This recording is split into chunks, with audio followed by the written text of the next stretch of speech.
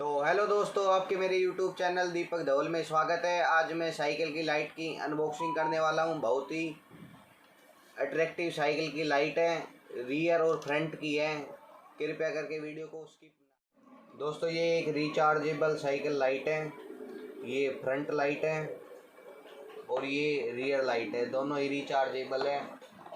दोनों के साथ टू डाटा केबल्स आई हैं। मैंने फ्लिपकार्ट से बाई की है। और ये जो रियर साइकिल लाइट है, इसमें यहाँ पे स्मॉल बटन है, इसको दबाने से ये लाइट जलती है।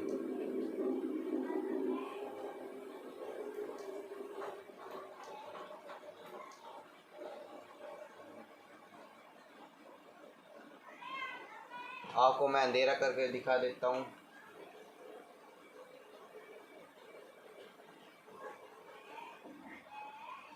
और इसको कंटिन्यू दबाने पर ये लाइट ऑफ हो जाती है। अब आप इसकी बात करते हैं, लाइट को देखता हूँ मैं।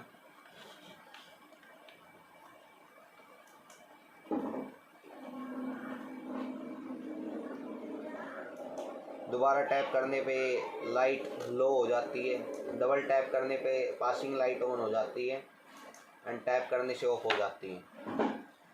ये डाटा केबल्स है।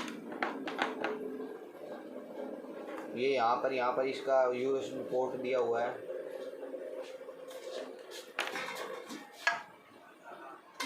ये यहाँ पर लगती है और इसमें भी यहाँ पर लगती है।